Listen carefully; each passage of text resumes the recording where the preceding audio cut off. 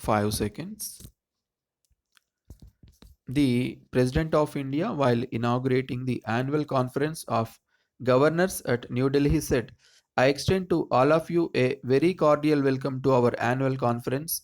You are well aware that the general elections held recently, while reaffirming faith in the peaceful evolution of democratic processes through adult franchise, witnessed a remarkable change in our electoral pattern. In some of these states, stable governments could not be formed for want of necessary support in the legislature. In the changing circumstances of our political system, the role of the governors naturally assumes special significance. Some people think that governors perform only ceremonial and routine duties, but I do not agree with them at all. I think a governor has most important functions to perform. Today, the governors are called upon to face situations which were perhaps not fully envisaged when our constitution was framed.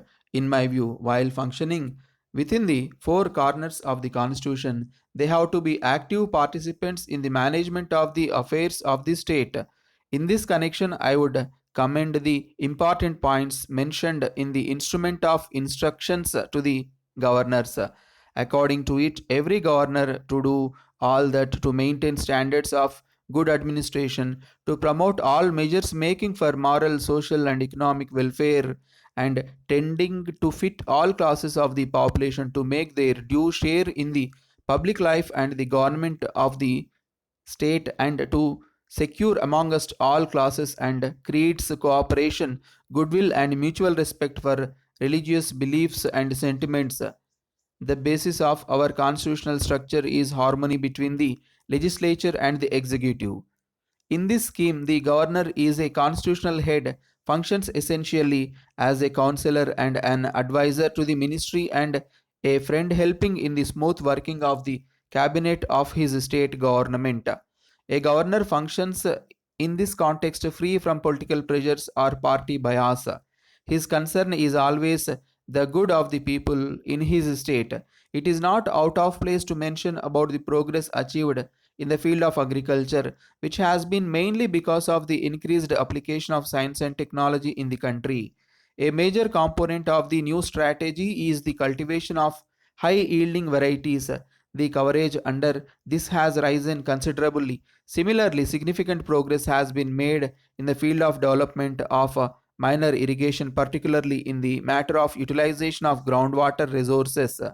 It is a well known fact that the central government is supporting increased use of fertilizers. It is essential that the state governments also make adequate efforts to promote the increased use of fertilizers so that our agricultural production targets are achieved.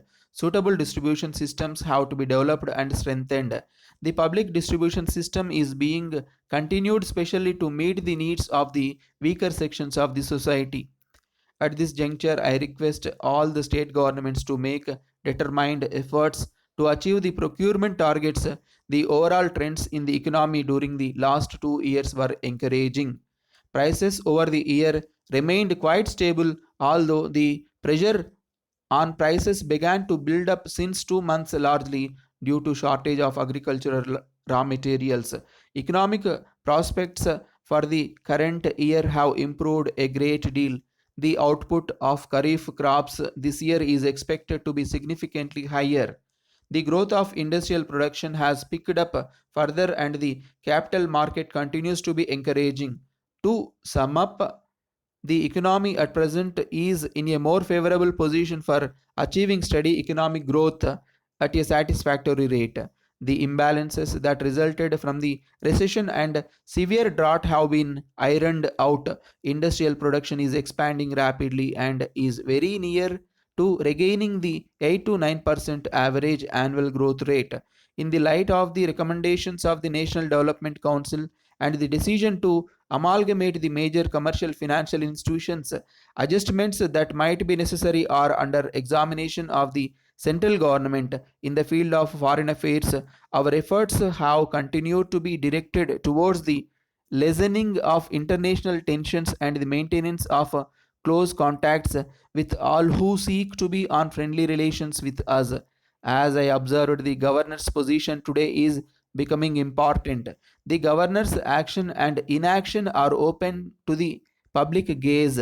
I hope and trust that you will exchange views based on personal experience and evolve norms for lying proper standards.